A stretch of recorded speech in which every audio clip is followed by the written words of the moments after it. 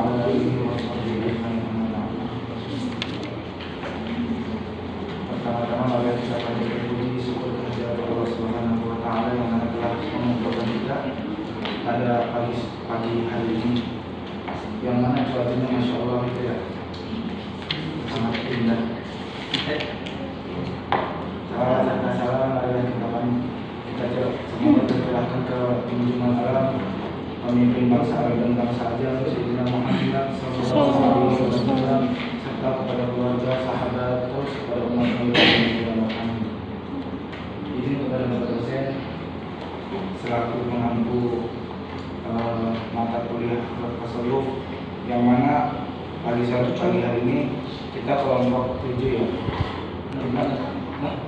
kelompok 6 insya Allah akan berdiskusi tentang apa kaitannya antara ilmu tasawuf dengan ilmu kalam, apa kaitannya antara ilmu tasawuf dengan ilmu fikih, apa kaitannya antara ilmu tasawuf dengan psikolog agama, apa kaitannya antara ilmu tasawuf dengan filsafat. Oke, langsung aja ya. Mungkin materi pertama yaitu saya sendiri yang akan menjelaskan hubungan antara tasawuf dengan ilmu kalam dulu. Kita ngebahas ilmu kalam dulu. Yang mana ilmu kalam ini, pertama itu ilmu kalam sama ilmu tasawuf itu sangat berkaitan. Mengapa? Karena gini, definisi daripada ilmu kalam yaitu ilmu yang membahas ketuhanan atau biasa disebut ilmu usuluddin. Yang mana di dalam ilmu usuluddin itu membahas tentang ketuhanan. Allah mempunyai sifat sami, Allah mempunyai sifat basar yang maknanya melihat, Allah mempunyai sifat sami yang maha mendengar, Allah mempunyai sifat baqi yang maknanya kekal, Allah mempunyai sifat qadim yang maknanya dulu, Allah mempunyai sifat wujud yang maknanya itu Allah itu wujud ada. Nah, di dalam ilmu tauhid, di dalam ilmu usuluddin, di dalam ilmu kalam itu tidak membahas bagaimana cara kita meyakini, bagaimana cara kita lebih.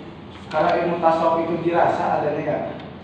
Di ilmu kalam itu nggak ada yang namanya mempelajari bagaimana sih cara Allah itu saminya.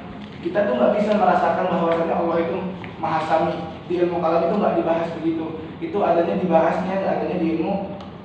ilmu tasawuf. Karena ilmu tasawuf itu adanya ilmu rasa, ada satu ilmu pembersihan hati.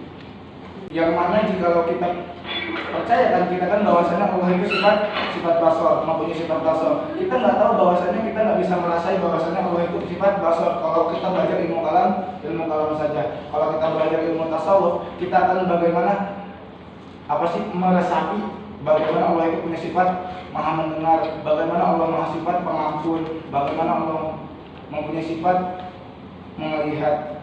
Jadi antara ilmu kalam atau ilmu usuluddin dan ilmu tasawuf itu sangat berkaitan, sama-sama menguntungkan. Kalau ilmu kalam itu bagaimana kita mempercayai Allah itu sifat wujud, kalau ilmu tasawuf itu bagaimana cara kita merasai bahwasanya Allah itu bersifat wujud. Yang kedua, kaitannya antara ilmu tasawuf dengan ilmu filsafat. Oh jelas, sangat berkaitan. Bukan hanya berkaitan, itu sama-sama menguntungkan. Bagaimana kalau misalkan kita bahas dulu filsafat. Filsafat kan itu artinya apa tuh? Ilmu berpikir lah bahasanya, ilmu yang mendasar. Gimana ya? Filsafat itu ilmu berpikir.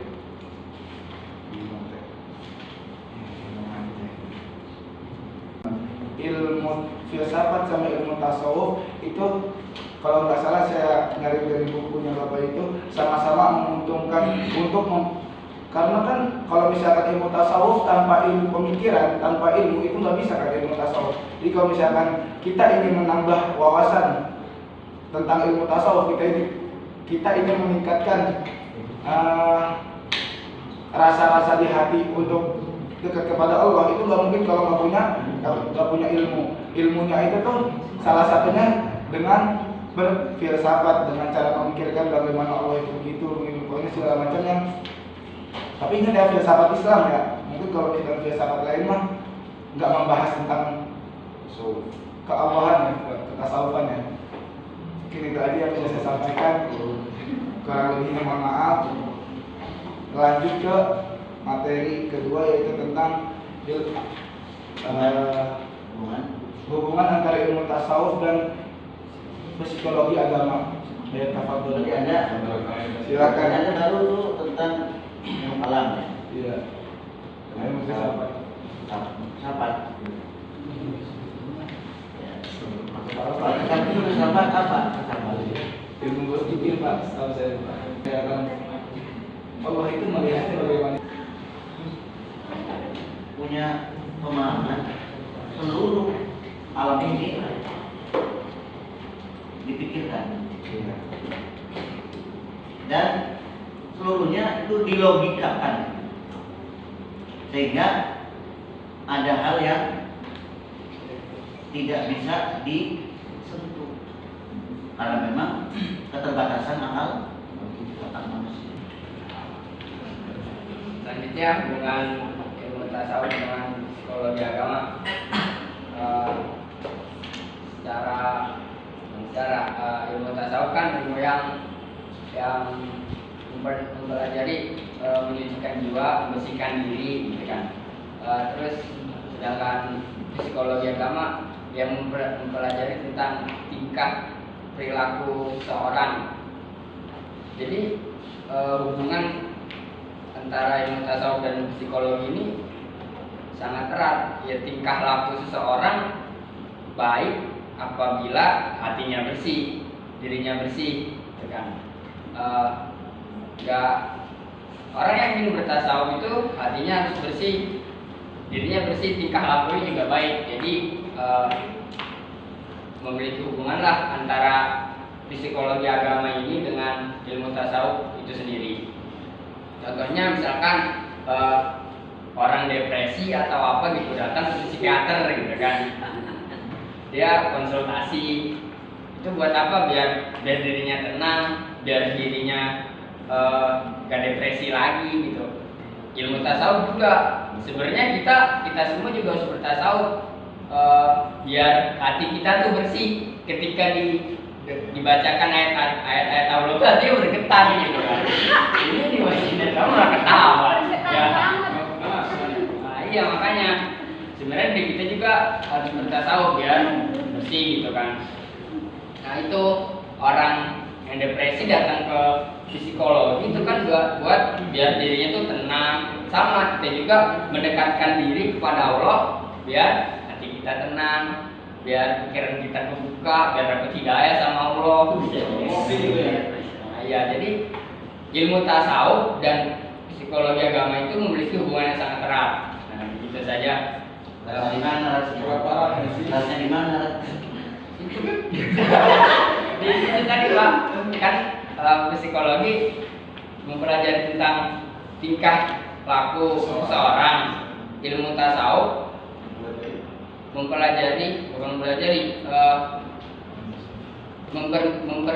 membersihkan diri, menyucikan diri. Nah, tingkah laku seseorang baik itu kan karena dirinya sudah bersih gitu. Itu jadi memiliki hubungan yang sangat erat. Ya, gimana sih kalau ingin mendekatkan kepada Allah, tingkah laku kita juga, pribadi kita juga harus baik, harus bersih gitu. Ya, mungkin Titik mana titik pertemuannya? pertemuannya di tingkah perilakunya, Pak. Tingkah perilaku seseorang untuk mendekatkan diri kepada Allah. Masa iya kita mendekatkan diri kepada Allah dengan pribadi yang buruk? Kan gak etis gitu kan, gak pantas.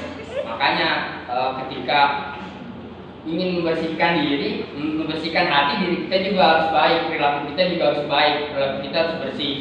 Maka dari itu orang yang ingin bertasawuf atau yang ingin mendekatkan diri kepada Allah harus memiliki pribadi yang baik, memiliki pribadi yang bersih, hati yang bersih, dan sekian tenang.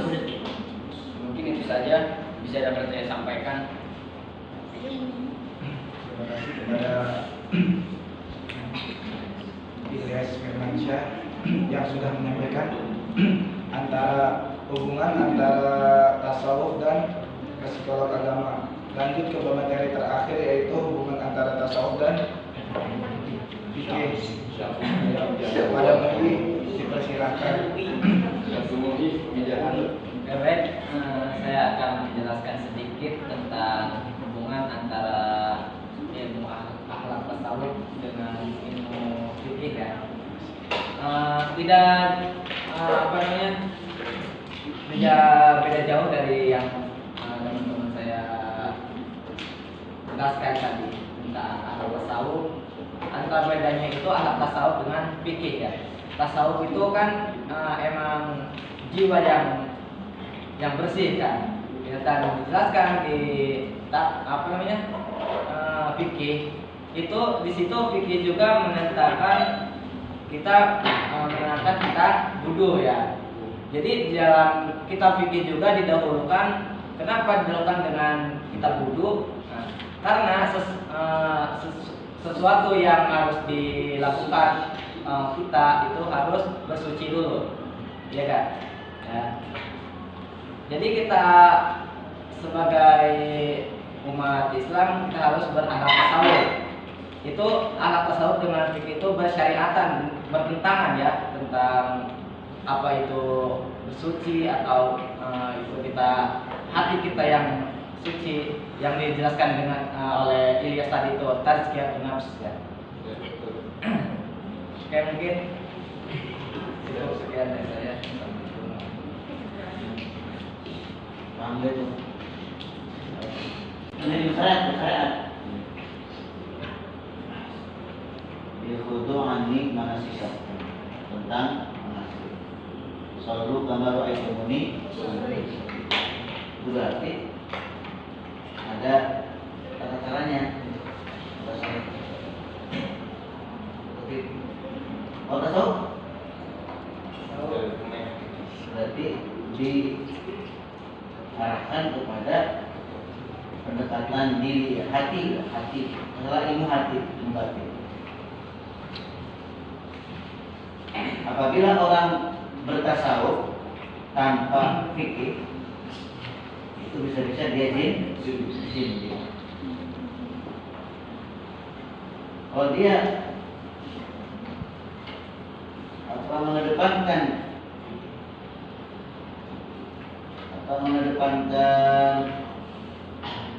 fikih tanpa tasawuf, dia berarti bisa-bisa dia menjadi orang yang fasik. Berarti saling bukan saling berpisah-pisahan. Itu saling melengkapi. Fikihnya dipakai, syariat nanti syariatnya udah terpenuhi, laksanakan dengan sepenuhnya. Nanti menuju thariqat, kan? Jangan sampai kita ujuk-ujuk langsung ke ilmu batin, sementara ilmu syariatnya ditinggalkan. Nanti dianya akan jadi orang yang nyimpang, jindik. Dia beramal-amalan masalah ilmu-ilmu thariqat, ya. Kemudian meninggalkan sholat, meninggalkan ibadah-ibadah syariat. Itu namanya belinger. Bahkan ada ternyata yang mengatakan itu orang ternyata kenapa itu pikirannya jadi miring. Itu ilmu tapi sudah terkaitan. Jangan-jangan dia itu mengejar ilmu batin, ya. Sementara ilmu dohirnya ditinggalkan, tidak didalami. Maka kalau perkuat ilmu akidahnya, ilmu kalam, perkuat ilmu syariatnya, silahkan masuk ke thariqah. Nanti hakikat, ilmu hakikat, ilmu yang itu di luar dalam letaknya. Silahkan pelajari itu ilmu apa? Hikam, ilmu nanti baru puncaknya adalah menjadi orang yang al-arif billah, orang yang ma'rifat. Paham ya? Jadi kira-kira caranya mungkin gimana tuh bisa jadi paham itu? Berarti akhlak tasawuf dan fikih ya. Jadi akhlak tasawuf tidak ada fikih maka dia akan fasik. Dan fikih juga tanpa alam tasawuf akan sindik. Titik lagi. Kembali kan? Jadi mengedepankan tasawuf tanpa menggunakan fikih berarti bisa menjadi orang silakan tuh lihat di Google apa tuh gini. Gimana cari di kamus-kamus? Ya mungkin itu saja yang bisa saya dan teman-teman saya sampaikan. Kurang lebihnya mohon maaf. Lanjut ke sesi tanya Pak. Ya, lanjut ke sesi tanya jawab sesuai silabus ya. Nama Diah Setiati, NIM 29, mau nanya. Tadi kan kalau psikologi tasawuf itu kan menyelidiki tentang diri sendiri, sedangkan psikologi modern itu menyelidiki tentang perilaku orang lain gitu. Itu kalau apa namanya psikologi modern itu apa sih namanya, dia belajar tasawuf dulu nggak gitu? Kan? Iya itu. Dia belajar tasawuf dulu nggak kalau psikologi modern? Iya, jadi sudah. Kalau kami saya Alvin di 03, ini kan membahas tentang masalah tasawuf dan fikih ya. Pertanyaannya tadi, apakah orang-orang sufi itu masih berpegang teguh juga pada mazhab? Apakah ada gitu? Ahli sufi, mazhab Syafi'i, misalnya sufi, mazhab Maliki, ada nggak gitu? Atau mungkin kalau orang yang udah tasawuf itu secara fikihnya sama gitu atau gimana itu? Itu pertanyaannya. Nah, terima kasih. Yang dari dia psikologi modern belajar tasawuf dulu atau enggak katanya gitu. Secara intinya psikologi itu mempelajari tentang perilaku manusia, entah itu diri sendiri, entah itu orang lain. Ya, psikologi modern belajar tasawuf dulu apa enggak? Nah, belajar tasawuf dulu apa enggak, katanya begitu. Tergantung apa ya? Dia Islam atau enggak? Yang psikologinya ini, psikologisnya ini Islam atau enggak? Kalau Islam ya mungkin bisa jadi dia belajar tasawuf, bisa jadi enggak gitu kan. Ya kalau yang bukan Islam, wallahu alam dia belajar tasawuf atau enggak gitu. Apa lagi?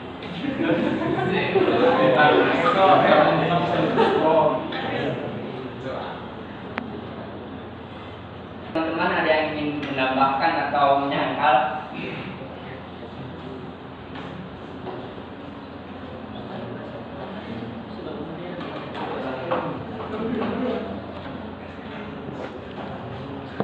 Goblok.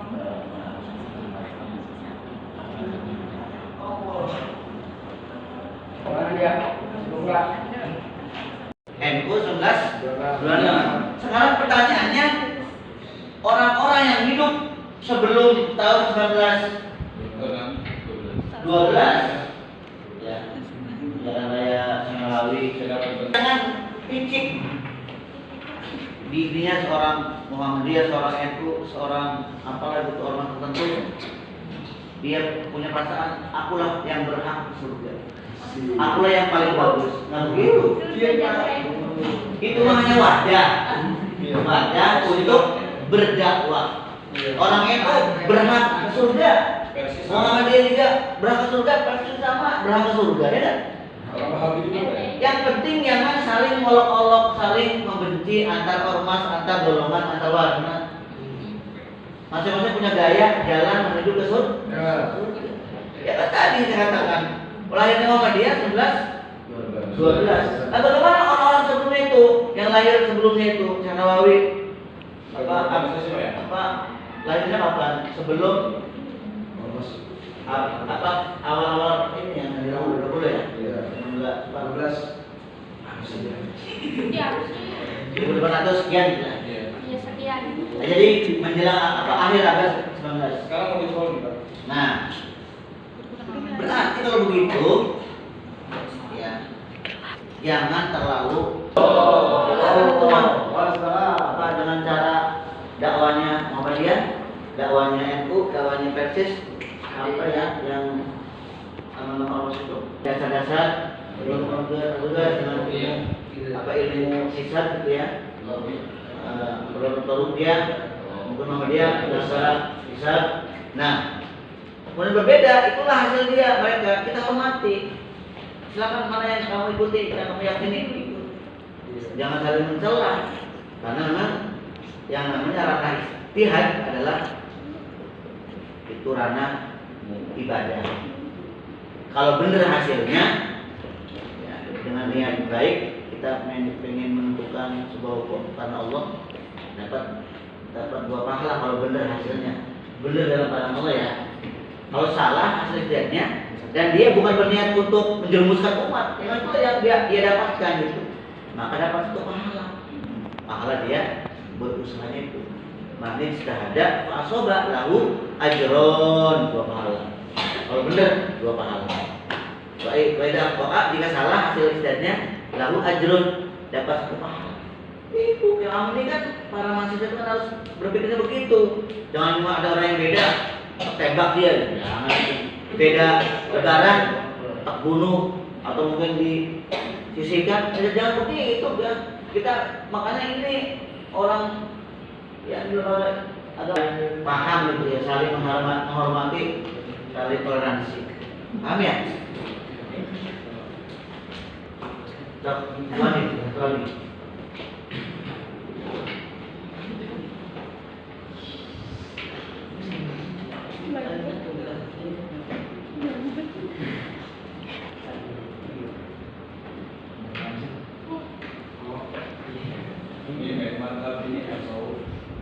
Alhamdulillah dari pertanyaan pertama sudah terjawab secara detail. Yang kedua yaitu pertanyaan dari saudara Alvin yang bertanya apakah orang sufi itu bermadhab, dan kalau emang bermadhab, madhabnya apakah sama atau berbeda? Yang insya Allah akan dijawab oleh saudara Muhyiddin. Dari Ustaz Sobri. Kalau Nabi Muhammad, Baik, saya akan menjawab pertanyaan dari saudara Alvin. Untuk ahli sufi, ini ahli sufi zaman kapan nih? Atau zaman dahulu atau sekarang? Untuk zaman dahulu itu tidak dianjurkan untuk bermazhab ya. Ataupun dia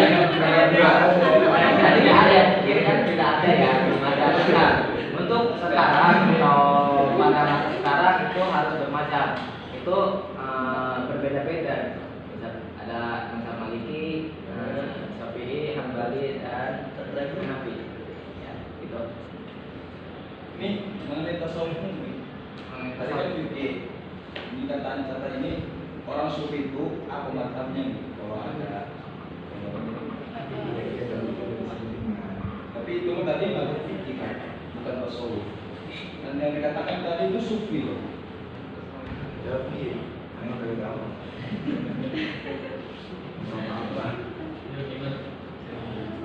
Ya, untuk saya cuma segitu ya. Bisa lanjut dengan teman-teman yang bisa menjawab lebih luas. Jadi menambahkan sedikit pertanyaan. Kemudian Naqsabandiyah beda lagi. Begitupun Syadziliyah semua itu bisa dikatakan mazhab lah kalau dalam hal permadhaban gitu. Jadi kurang lebihnya gitu. Jadi intinya sama dari Al-Quran dan Sunnah gitu. Terus mazhabnya apa gitu? Mazhabnya apa? Jadi ditanya Alvin mazhabnya. Iya. Iya, jadi gini kan di dalam ini kan apa di dalam fikih juga ada tuh apa dasarnya Al-Quran Sunnah ya kan, cuma kias. Begitupun di apa tasawuf gitu. Terus juga kan sama dasarnya Al-Quran dan Sunnah. Nah yang membedakan itu mungkin kan kayak takdir terhadap suatu ulama ini begini gitu cara berpikirnya gitu. Itu bisa dikatakan mazhab. Kurang lebihnya seperti itu.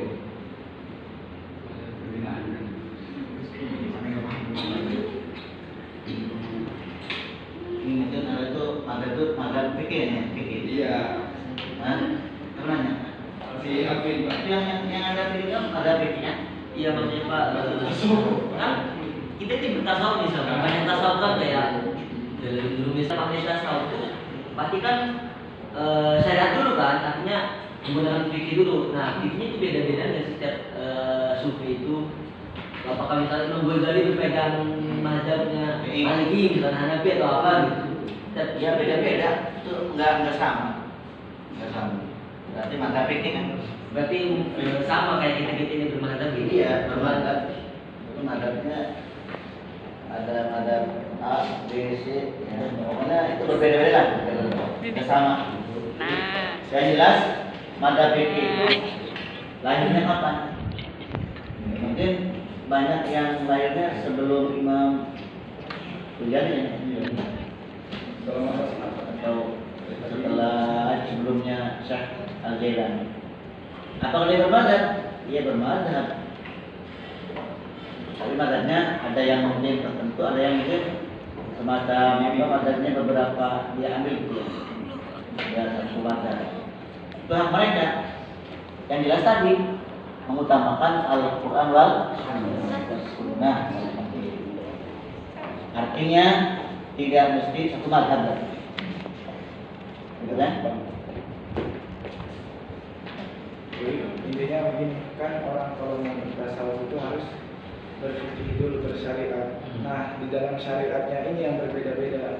Entah ada syekh ini mah, kiai ini mah bermazhab Maliki, ini mah Syafi'i. Tapi tujuannya satu, tazkiyatun nafsi, untuk membersihkan hati. Kalau untuk bersyariat pasti berbeda-beda. Itu rahmatul alamin. Kalau untuk bertasawuf pasti tujuannya satu, untuk mendekatkan diri kepada Allah.